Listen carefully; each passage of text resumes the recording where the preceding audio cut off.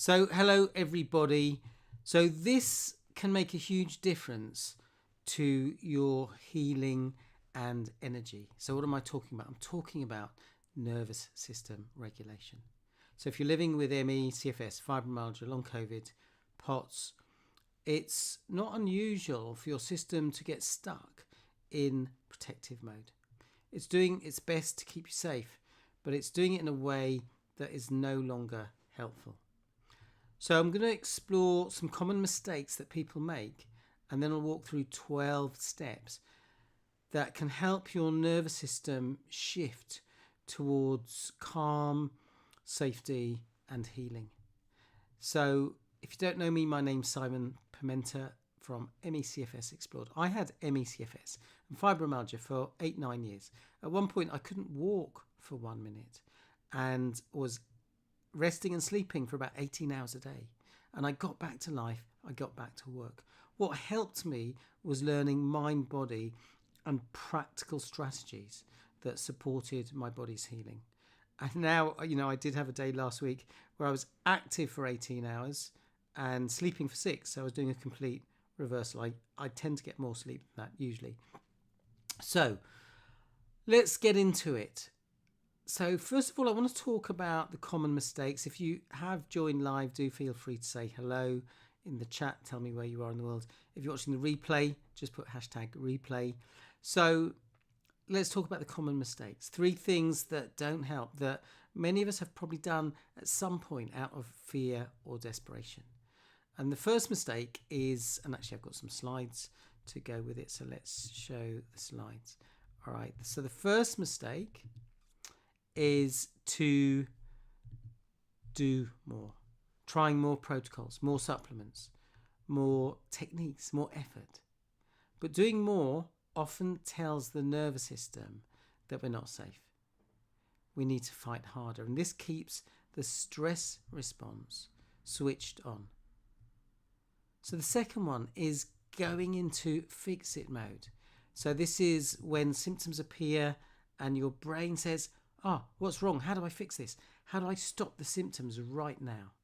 So this fix-it mode sends a message to your emotional brain that there's a problem or a threat. And your system ramps up protection, which increases symptoms. Let me know if you relate to these mistakes. Put 1, 2 or 3 in the chat. See a few people have joined. Do feel free to say hello. Tell me where you are, who you are. Nice to hear from you. So mistake number 3 is that we get into resistance. Okay, we resist fatigue, kind of push through. We resist the sensations. We resist emotions. This was something I was very good at. We resist the up and downs because, healing from these conditions is never a straight line. There are always going to be ups and downs, and how we navigate those ups and downs is really important. Our capacity to ride the downs and say, okay, I'm having a bit of a low energy today, or I'm experiencing strong symptoms, this will pass, okay? But if we're in resistance, saying to the brain, this is dangerous, that's kind of keeping the alarm on, and that cycle continues, okay? So let's talk about 12 steps to nervous system regulation. So these are steps that can truly support calming the system, creating safety, and moving towards healing. So the first one is to do less, not more. Okay, so this is the opposite of what most people try. Okay, doing less actually creates space for your system to soften and settle. And these moments where we pause actually generate signals of safety. I invite you to do this now, as long as it's safe for you to close your eyes or soften your gaze. Only do it if it is safe. I invite you to do that right now. Close your eyes or soften your gaze. Take a breath in. Breathe in through your nose. Breathe into your belly. And as you breathe out, just letting the out breath a little, Make it a little longer than the in-breath. Let's do that again. Breathe in through your nose slowly. Breathe into your belly. As you breathe out slowly, letting that out-breath be a little longer than your in-breath. One more time. Breathing in. Breathing in safety, space, stillness. And as you breathe out, letting your mind, your body, your physiology relax. So you can spend longer doing that, but just let me know in the chat, how did that feel just to do that for literally 3 breaths? I can feel my system just calming down a little bit. Okay, so that's the first one. Do less, not more. Step 2 is to get out of fix it mode. Okay, instead of urgently trying to stop symptoms, we are just recognizing that we can shift into being curious. We can say, hello body, I hear you. What is it that you want to alert my attention to? Let me rephrase that. What is it you want me to pay attention to? Maybe we don't need to use the word alert, okay? And this can calm the fear circuits, all right? So step 3 is to reframe those sensations and symptoms as protection. Those sensations and symptoms are not punishment, they're not failure, they're not damage. They're a protective mechanism that has simply passed its usefulness. Understanding this can reduce fear, and fear amplifies symptoms. And actually, it can amplify those feelings of calm, of safety, and help regulate the nervous system. So, step 4 is to release resistance. You may have heard me say this before. Byron Katie says, when we resist what is, we lose, but only 100% of the time. Okay? So, instead of fighting sensations, you soften around them. You don't have to like them. You don't have to want them. You're just not battling them. Okay, this tells the emotional brain, this isn't dangerous. You can turn the alarm down. You can say, I am safe. And this turns up the safety. Okay, so step 5 is to gently tune into the body. People often think that tuning into the body means diving into sensations. It doesn't. It means approaching the body the way you'd approach a nervous animal. Slowly, kindly, gently. You can quietly check in. How am I doing in this moment? Am I feeling good? Am I feeling not good? We can keep it super simple. So step 6 is to practice the art of observing. Okay, so observation is neutral. I notice some tightness in my neck, shoulders. I notice fatigue. There's some sensation in my chest. So we're not analysing, interpreting, judging, catastrophizing, chastising ourselves, ruminating. We're just noticing, not creating a story. So neutral observation switches off the survival mode and helps switch on the nervous system regulation. So step 7 is to acknowledge. Okay, so acknowledge sensations and emotions. Just name what's there. I notice there's some fear. I notice there's heaviness, there's sadness. Acknowledgement alone reduces activation. And your emotional brain, which is sending signals via your body, via sensations, symptoms and emotions, gets the sense that you're paying attention, that you're listening, and that will enable the emotional brain to let go and turn down those signals. Okay, so step 8 is to allow and accept with compassion. Okay, allowing is saying it's okay that this is here. How different is that to what you've done and what I've done in the past, which is, oh no, I've got these sensation symptoms, I'm never going to get well, all that drama. And that just creates stress in the body. That slows down the healing. Okay, that point in the future when you are well just moves a little bit further into the future. And every time you allow, it's okay. Every time you accept, this is my body doing its best to communicate, and adding compassion, speaking to yourself you would as if you were comforting an upset child. Your emotional brain responds to this level of gentleness, of warmth. Okay?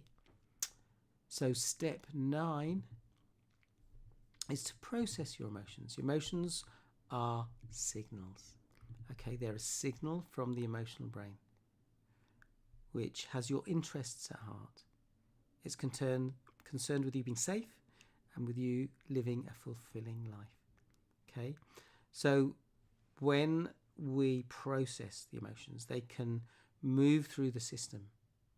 Okay, and this can look like a sigh, a tear, a few breaths.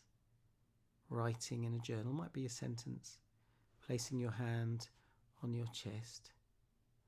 And emotions complete their cycle when we allow them. When we process and release the emotion, we experience regulation, healing, energy and health. I suspect you've experienced this many times in your life and may not even have noticed when you've done that. So step 10 is to create micro moments of safety. Safety rewires the system. So this isn't about big techniques, it's about tiny cues. Creating a comfortable environment for yourself might be sipping a cup of tea and just smelling and tasting the tea, putting your focus on that. Soft lighting, gentle music, calming smells, being wrapped in a blanket, looking at something beautiful. For instance, looking at a picture that you like, the presence of a pet. Each moment signals, I'm safe. It's safe to turn the alarm down. It's safe to turn up the safety and regulation. So step 11 is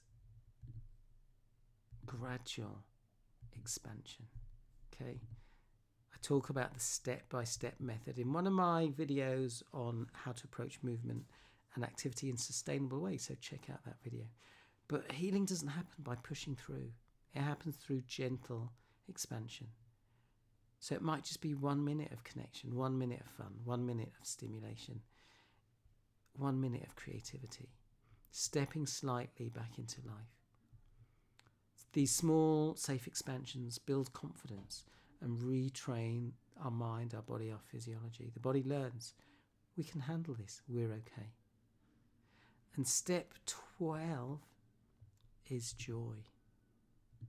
Okay, so we encourage you to give CFS a new meaning. Connection, fun, stimulation. These are the foundations of joy. And joy is deeply regulating. It might be texting someone you like, that's some connection. Listening to a song you love, that's some fun. Doing a puzzle, doodling, a crossword. You know, I did that recently with someone on the phone, and actually I found it very regulating because I was just giving it my attention. So I keep forgetting to come back here. So doing a puzzle, as I say, watching something uplifting, looking at nature. You might even be watching a video of nature. Okay, savouring a moment you enjoy, remembering a time you just experienced a lovely experience. So joy isn't optional, it's essential, it's a powerful safety signal. So even 1 minute a day makes a difference. I used to do Qigong for 1 minute when I was feeling very poorly, once, 3 times, 5 times a day, and it made a difference. Okay, so they are 12 steps to gently regulate your nervous system. So do this gently, do this patiently, okay? When we put pressure and expectation on ourselves, that just slows down healing. And over time, it can make a profound difference, okay? So if you found this video helpful, give the video a like. Do feel free to share it with other people with ME, CFS, long COVID, fibromyalgia. If you want more tools for emotional processing, for dealing with the challenges of having a health challenge, like these conditions that I've mentioned, and nervous system healing, do subscribe. And well done for being here watching this video, for showing up. If you'd like more help now, I usually do resilience group coaching calls every 2 weeks. There's no charge for that. I'm going to be doing that, another one next week. So if you'd like to join, we did a session today on planning for this month. And actually people did say by going through the steps that we did in the session, people found it useful. They felt more calm, more kind of in charge. So if you'd like to join the next session, which is going to be next Wednesday, 4:30 p.m. GMT. So that's kind of friendly time if you're in America as well, Europe, maybe less friendly if you're in Australia, down under, etc. And if you'd like to do a deeper dive, learn more about the mind-body connection, which is what I've been talking about, then I am going to be running a Mind-Body Reconnect group course in the new year. And it's a radically different approach. It applies cutting-edge science so that you can use symptoms to help you understand what you need to help you heal. I'm going to be doing a new course in the new year, and I'll do a live session right at the beginning of the year, maybe 1st, 2nd of January. So if you'd like to find out more about that, so you can join when it happens, just comment radical below. Okay, if you've got any questions, do feel free to get in touch. Thanks to those of you who've given me a thumbs up. And as always, thanks for joining me. Dare to dream big dreams. Keep going. You've got this. Wishing you great health. Bye for now.